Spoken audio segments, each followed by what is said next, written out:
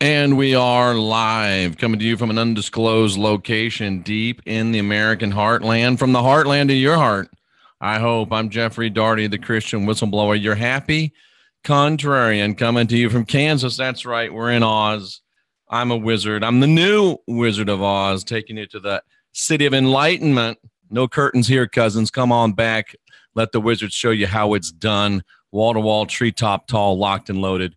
Let's get it on. We're going to talk about a great subject here today. A lot of people have asked about this. A lot of people have wondered about this. I have been, as I'm sure will surprise you a little bit, sort of skeptical, fairly skeptical, not an early adopter of a lot of the popular culture, a lot of the popular things that go on within the conspiratorium, as we call it, within the realms of paranormal, because a lot of it is just so much silliness. But a lot of people think about this. A lot of people consider this. I think as I was looking at the pre-show chat, many people saying that it is a legitimate phenomenon, and we'll just have to look at it and say, why is it a legitimate phenomenon? And I may possibly lend a few opinions of my own. We'll see what happens. But it's nice to see everybody here as we talk about the 3 a.m. paranormal phenomenon. The 3 a.m. paranormal phenomenon. That's what we're going to talk about today. Nice to see you here, Rhonda. Dwayne is here, and Dwayne is ready to get Jeffrey's take on this subject. I wake up every morning about this hour and have wondered why. I wonder, Dwayne, what's happening when you do wake up. Hey, actually caught you live, says Maria. Darth, thanks for the birthday wishes. Lisa, constantly watching. Enlightened Frog, Dan and Kate Atkinson. I wonder if you're French, Enlightened Frog. I didn't really say that out loud. Andrea Kepler, so many of you here. Nice to see you. Robert, USN Vet, John Dixon, David Hall, Tracy Dyer, Crazy White Rabbit, B, Claire, Rod James, Lisa Gallant, Rocky Stucci down in Dallas, Texas today, partaking in the great festivities down there, dedicated to helping out the veterans. He's going to be playing in a celebrity softball tournament, so it'll be some good stuff for him. We'll be back, I think, Sunday night as usual for Shut Up and Listen. Look for the national syndication coming on that very, very quickly. So let's talk about, ladies and gentlemen, this 3 a.m. phenomenon. I was thinking about this the other night. I don't know if it was 3 a.m. or not. I don't think it was. But I was thinking about this and wondering about this. And there's so many theories about it. There's so much lore tied to it. A lot of people say that things happen at 3 a.m., Vale says, or B says, the veil is very thin at this time. Okay. And I think that's probably true. But a lot of people say it happens at 3 a.m. Paranormal activity, people seeing ghosts, people getting premonitions, people seeing shadow men, people seeing UFOs, people being abducted, people getting messages. That 3 a.m. seems to be the default time for this to happen. She said it, says, I woke up today at 3 a.m., haven't been able to go back to sleep. So what is it, ladies and gentlemen, about 3 a.m.? Is it for some reason a default time for paranormal activity or not? Well, I have my doubts, and here's why. A lot of people say the reason why paranormal activity happens at 3 a.m. is because Tracy Dyer always ahead of the curve, because the crucifixion allegedly happened at 3 p.m. Well, I got a couple of problems with that. Number one, if they're trying to mimic the crucifixion happening at 3 p.m., then why aren't paranormal events happening at 3 p.m.? Why are they happening at 3 a.m.? Well, Jeff, don't you know they're trying to do an opposite on the crucifixion? Well, I know that's what you think, but whether that's true or not, I don't know. I don't understand why 3 would be a paranormal number, particularly why 3 would be a paranormal number, especially, and I think Tracy Dyer, if you read her comment, is on the same track that I'm running on this. Why does it happen, Jeff? You can't argue that it happens. Well, I probably can't argue that it happens. It is a real phenomenon, but consider this. Do paranormal events happen so often at 3 a.m. because people think paranormal events happen so often at 3 a.m.? Have we got to the place where it's been so oft repeated that it has become somewhat of a self-fulfilling prophecy, somewhat of a self-fulfilling manifestation. And like Jimmy Buffett once said, it's 3 o'clock somewhere or something like that. So is there anything really special about 3 a.m.? Or does it just happen because everybody expects it to happen at 3 a.m.? The power of suggestion, as Tracy Dyer is suggesting. Wait a minute. The power of suggestion is being suggested. Does that mean? Anyway, so 3 a.m., I don't know. Personally, I've been doing this for 38 years. All realms of the paranormal, casting out demons, seeing shadow men, Hitler's ghosts. I mean, you've read the book, Confessions of an Exorcist. Everything A to Z pretty much within this genre, and 3 a.m. has never been that particularly conspicuous to me. Frankly, I'm usually asleep at 3 a.m. or studying for a bit of podcast excellence. So I have my own theory of why 3 a.m. is so prevalent for, let's say, well, I have two theories. Number one is 3 a.m. is when they happen because everybody expects them to happen at 3 a.m. Psycho-suggestion, auto-suggestion. We think it should happen then, so it happens then. We look for it, we think about it, we concentrate on it, and it happens at 3 a.m. because it's become a psychological presupposition, a psychological self-fulfilling prophecy within our minds. That's things that are, let's say, maybe not true paranormal events. Now, why do a lot of paranormal events, true ones, happen at 3 a.m.? Well, Tracy said a while back in the chat there that nothing good happens at 3 a.m. And you remember your mom telling you and your dad telling you there's no reason for you to be out after 1 a.m. because nothing good happens after 1 a.m. And think about it, folks. When's the last time something happened to you at 1 a.m., 2 a.m., 3 a.m. that you'd want to tell your mama about? Not very often. Nothing good happens at 1, 2, 3 a.m. Now, if I were trying to abduct humans, if I was an extraterrestrial, interdimensional, some type of entity trying to abduct humans, 3 a.m. would be a really good time to abduct humans. Why? Well, number one, if there's any out at 3 a.m. or any up at 3 a.m., they're probably drunk. And, drunk people are easy to take care of. They're probably smoked up, drugged up. 3 a.m., if they're awake, they're easy pickings. They're easy to take. So, hey, 3 a.m., stupid humans, I'll take them. Let's make it as easy as we possibly can. Also, there's not many people around at 3 a.m. So if you're trying to abduct humans, 3 a.m. is a good time to do it. If you're trying to do it on the down low, right? If you're trying to experiment on humans, 3 a.m., pretty good time to do it because there's not many around, and the ones that are around are drunk. So it works for everybody involved, except, of course, for the people. Now, what about if you're just an evil entity? What if you're just some type of a paranormal manifestation? Why 3 a.m. again? There's nobody around. Typically, these things are secret. Typically, these things are unseen. Typically, these things are unnoticed because they don't want to be seen. They don't want to be noticed. If you're going to steal energy from someone, it's preferable to do it when they don't know you're doing it. If you're going to use someone, possess someone, it's preferable to do it when they don't know you're doing it. So to me, it makes great sense that they would do it at 3 a.m. because there's nobody around, and the ones that are around are drunk. And let's face it, if you get caught doing something, if there's a witness to some sort of event at 3 a.m. that has to do with the paranormal, that has to do with aliens, that has to do with any type of possessions or shadow men or any of that stuff, and somebody, you're trying to tell the story that you saw this, and somebody finds out it happened at 3 a.m., there is a built-in lack of credibility at seeing anything at 3 a.m., ladies and gentlemen.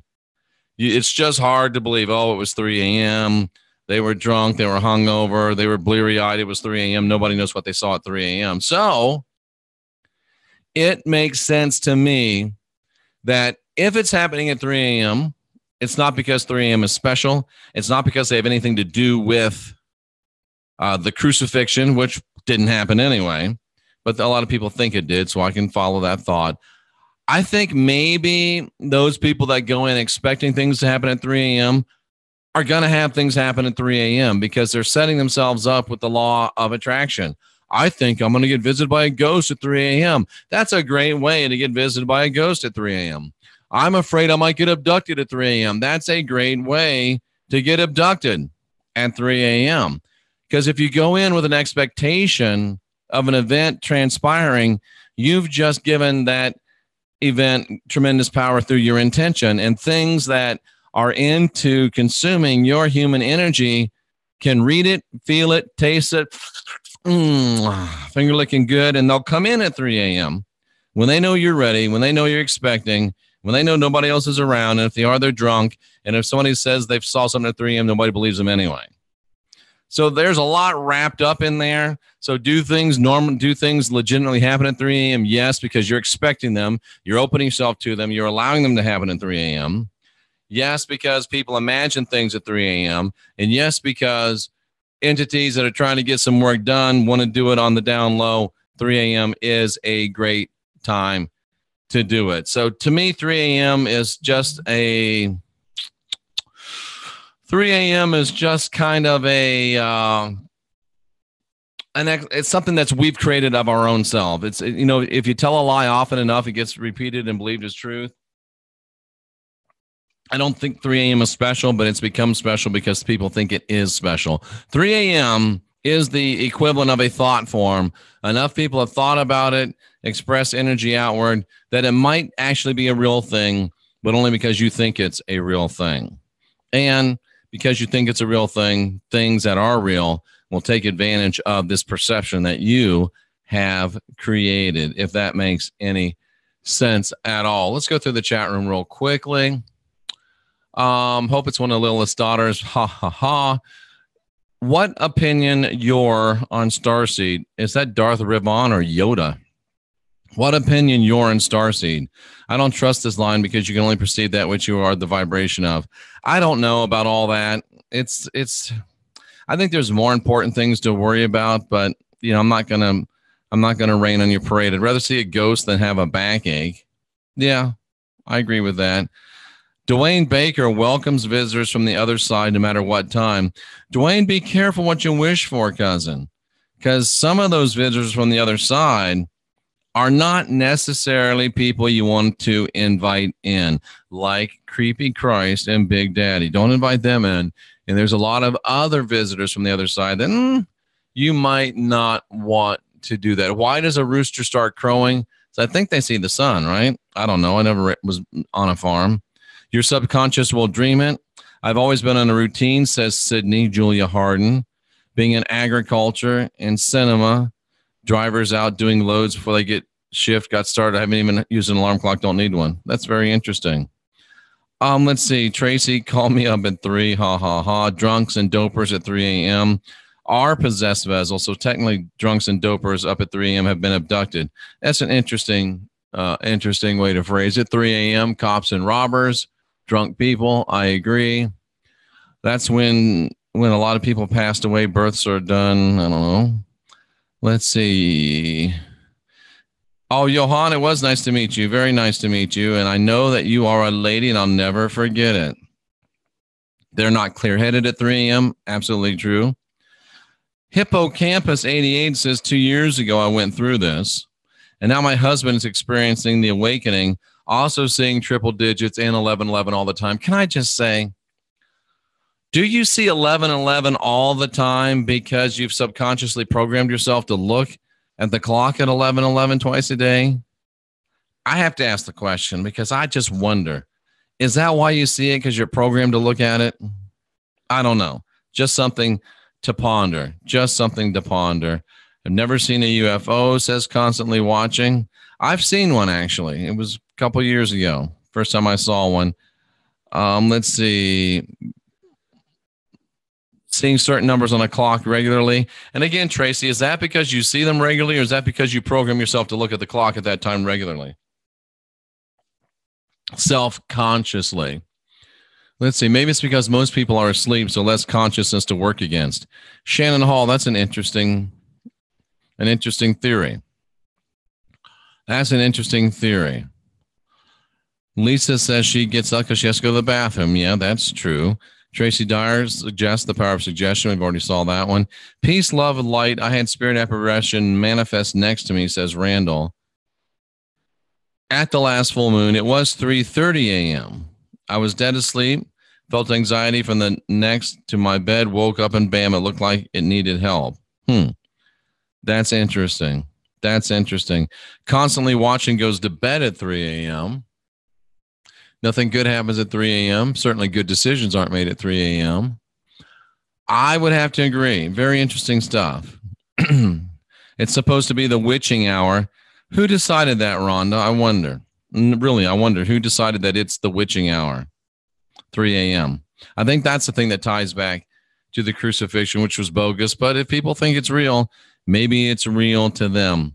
So, again, it's not real to me, so I don't worry about it. I'm ready to hear Jeff's take on this subject. I hope that you enjoyed my take, or at least are ready to have some discussion within yourself about the take. From my time in Godspell, we refer to the 3 a.m. wake up as a shift change. Well, if you're in the Godspell, maybe it was a shift of the demons that were possessing you, Tracy. I don't know. That's interesting. Can't ignore this phenomenon, says Robert. Archonic intrusion transmitted during REM sleep by the moon. That's why it's important not to have any of the Christ virus or any of the blood connection to you, because I think that frequency opens you up to this archonic intrusion and invasion. And that's why, REM sleep, they do try to get to you during REM sleep. That's why I recommend strongly, and not to mention that the scientific data, that you forget about your dreams. If you don't dream it in the first 2 hours of sleep, forget it. It's bad data. It's likely, as Robert has pointed out, archonic information being implanted into your subconscious. Lisa says she always has stuff between 3 and 3:33. Do you always have it, Lisa, because you expect it? I don't know. Just asking the question. Yeah, only one thumbs down so far. I must be slipping. That's okay. We'll try to get the hate numbers back up. Because, again, I prefer that you love me. But if you can't love me, please hate me. It's the indifference that I can't do anything with. The love I can use, the hate I can use. It's that indifference that gives me trouble. So the 3 a.m. cultural phenomenon, the 3 a.m. paranormal phenomenon, many reporting paranormal activity this hour, many offering various and sundry explanations for it. I've offered you mine. Think about it, but I hope that you'll take away the fact that unless you want 3 a.m. to be a time of paranormal visitation, it's not, and it doesn't have to be. Don't program yourself to receive something you don't want to receive. And remember, as a lot of people say, and I think it's true, where attention goes, focus goes, right? Focus goes where attention flows, and focus and intention are the things that manifest stuff in your life. So don't manifest the stuff that you don't want to have. And if you want help with your manifestation, if you want help with being balanced, if you want help with getting yourself on a firm foundation, go over to jeffreydaugherty.com, get these Mistech bracelets. You don't have to wear 8 like I'm wearing, 10 like I'm wearing, but you could if you want to. They restore you to the original Schumann resonance of the planet, which puts you in harmony with the planet, with Gaia. They also remove all of the debilitating disease, or at least a lot of it, over 5,000 testimonials of all types of aches and pains. They open you up and get you to a place where you're optimized, where you can begin to go from a base of ease instead of dis-ease in your spiritual development. Also, take a look at the Focus, Life Force, Energy, or Fluffy, both in the upper right-hand corner on jeffreydaugherty.com. I'm sitting here in an 850 consciousness field, which is probably one of the reasons for the podcast excellence on a continual basis. And you can certainly get not that high of a field, but a high consciousness field beamed to you through your cell phone or your home 24/7, 365. And best of all, it's free 99, free, Free, to test it out for 30 days. You don't have to give a credit card number. You don't have to remember to unsubscribe or cancel. It just goes away after 15 days. 15 on the house, 15 on the phone. Try them out, see which one you like. They will make a difference in your life. They help you unindoctrinate yourself, and that's what I'm here to do. help you guide your own spirit, master your own ascension, be your own guru, ladies and gentlemen. We're the last generation of real humans. We need to get busy. These products help you get busy. The messages that we bring help you get busy. Everything is all designed around here to help you get busy and to help you realize you're the last generation of real humans and to be your own guru, guide your own spirit, and master your own ascension. Like my friend Robert Stanley says, who I'll see at Contact in the Desert next weekend, be kind, be calm, be creative, and be courageous, because we are much more powerful than we've ever imagined. We are the last generation of real humans, and our real power comes when we refuse to outsource to their I am, because we are divine and sovereign and free. And the best way to understand that, the best way to move in that, and the best way to grow in that is to unindoctrinate yourself.